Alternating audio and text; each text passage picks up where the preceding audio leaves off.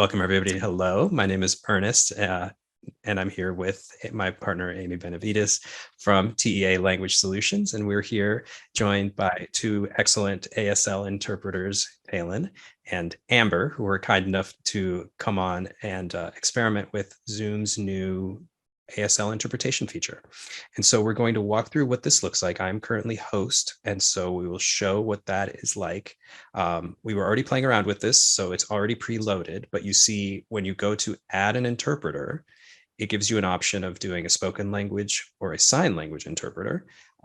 They are already assigned here. And so you see we've got Tailyn in slot number 1, and there is a significance to that order. Slot number 1 is Tailyn, and then Amber will be in spot number 2. So I'm going to go ahead and launch this.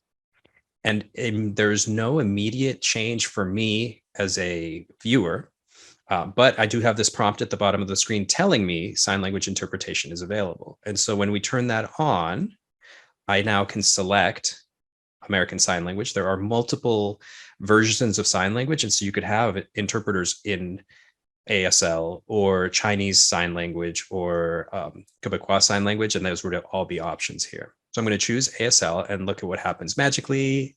We call it the post-it. So I now see Tailyn appear here, and I can resize this window or move it around however I want. And so what you will notice, though, is let's look at our participant list. You see that her partner, Amber, has her camera on, but we don't see her. And neither does Tailyn. And so that complicates matters a bit in terms of how they're going to communicate to trade off.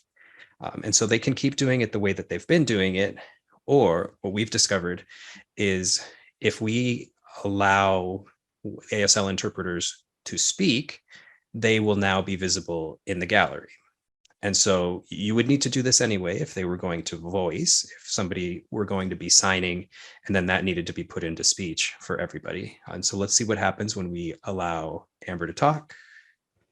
And here she is now. She's covered up, but here she is visible on our gallery so that Tailyn can now see her. And let's see you guys do a handoff. So whenever you guys are ready, if Amber, I guess you've indicated that you're ready, and then Tailyn, when you find a good spot, we'll just do the signal. And then if she kills her camera, it will automatically put Amber into this spot, into the picture in picture.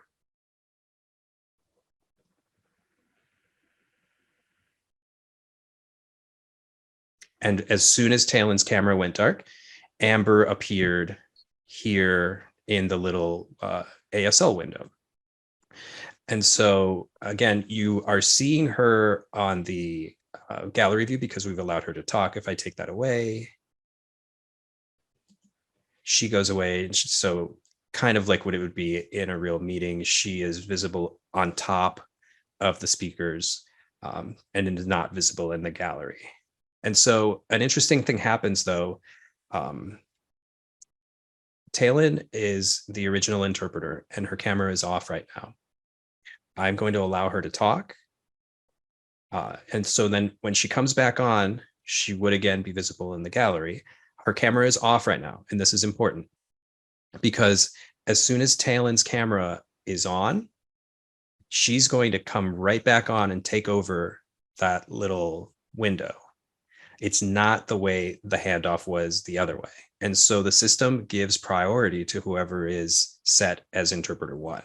So Tailyn, go ahead and let's try that. And you'll see.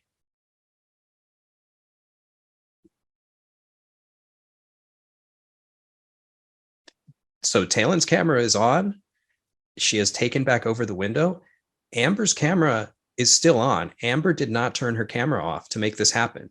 And so it's a asymmetrical setup where the interpreter 1 can see their partner in the gallery, can get a signal from them that they're ready to hand over, turns off their camera, partner is elevated to the stage, as it were, right? It does not work that way when you're switching from interpreter 2 being in the pop-up window and interpreter 1 taking over. Because the second interpreter 1 turns on their camera, to be, visible in gallery to signal their partner. There's no signal because they're promoted, immediately moved into that little window. And so that's something to work around. That's something to consider.